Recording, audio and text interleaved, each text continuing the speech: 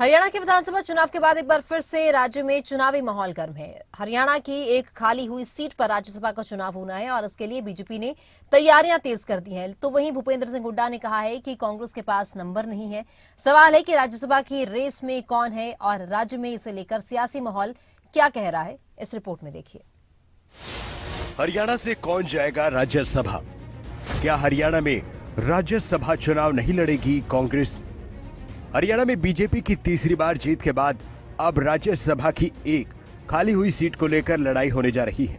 कृष्णलाल पंवार ने राज्यसभा सांसद के पद से इस्तीफा देकर इसराना विधानसभा सीट से चुनाव लड़ा, जीत दर्ज की, हरियाणा सरकार में कैबिनेट मंत्री बने। इस्तीफे के बाद खाली हुई इस सीट पर अब राज्यसभा का चुनाव है। राज्यसभा चुनाव के लिए हरियाणा में 20 दिसंबर को वोटिंग है। बीजेपी नेता कृष्णलाल पंवार के इसराना से विधायक चुने जाने के बाद राज्यसभा सीट खाली हुई है। राज्यसभा की खाली सीट पर बीजेपी की जीत तय मानी जा रही है, क्योंकि विधानसभा में बीजेपी के पास पूर्ण बहुमत है। 20 दिसंबर की शाम को ही नतीजे जारी होंगे। जो भी राज्यसभा सांसद बनेगा वो अगस्त 2028 तक सांसद के तौर पर बना रहेगा।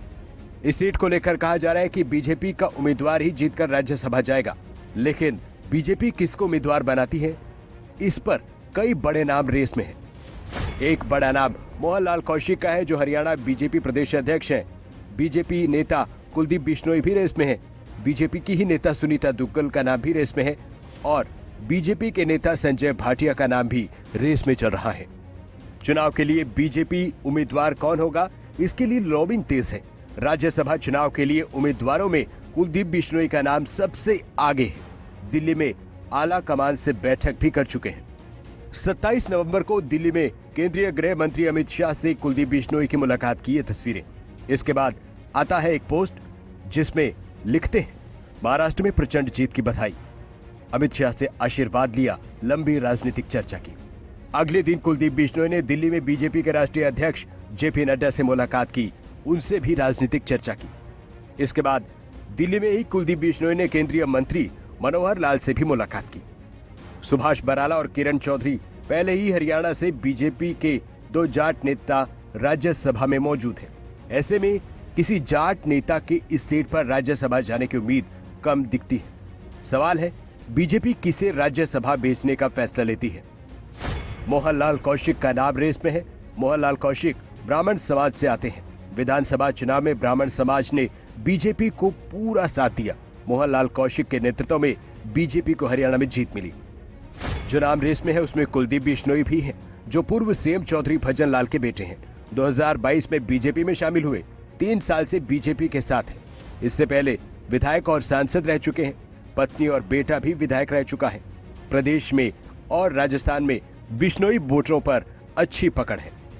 राज्यसभा की रेस में सुनीता दुग्गल का भी नाम है, जो सिरसा से सांसद रह चुकी हैं। विधानसभा चुनाव में रतिया सीट से हालांकि हार गई। सिरसा फतेहाबाद की 8 विधानसभा सीटों में कोई विधायक नहीं है। बीजेपी के पास एक बड़ा दलित चेहरा है। इसके अलावा रेस में संजय भाटिया का नाम भी है, जो पूर्व लोकसभा सांसद है, केंद्रीय मंत्री मनोहर लाल के करीबी है। विधानसभा चुनाव में भी संजय भाटिया ने अहम भूमिका निभाई। संजय भाटिया पंजाबी समुदाय से आते हैं। बीजेपी राज्यसभा चुनाव के लिए उम्मीदवार किसे बनाएगी, इस पर फैसला होना बाकी है।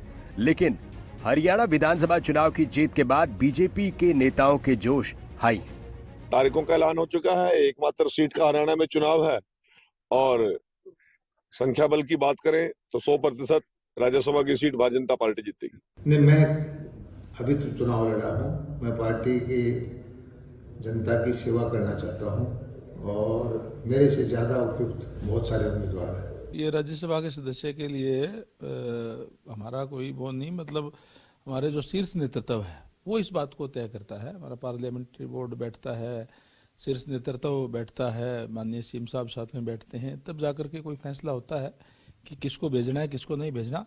ये तय है कि भारतीय जनता पार्टी का बनेगा, जिसका भी नाम शीर्ष नेतृत्व की तरफ से आएगा वो राज्यसभा के अंदर जाएगा। राज्यसभा चुनाव को लेकर बीजेपी पूरी कॉन्फिडेंट है, तो भूपेंद्र सिंह हुड्डा इस सियासी लड़ाई को लेकर कह रहे हैं कि उनकी पार्टी के पास नंबर नहीं है। राज्यसभा के लिए जो है उसको लेकर पार्टी की तरफ से क्या रहने वाला है? पार्टी का हमारे तो नंबर नहीं है। राज्यसभा चुनाव के लिए लॉबिंग फिलहाल बीजेपी में तेज है। बीजेपी किसको उम्मीदवार बनाती है, देखना दिलचस्प रहेगा। ब्यूरो रिपोर्ट, खबरें अभी तक।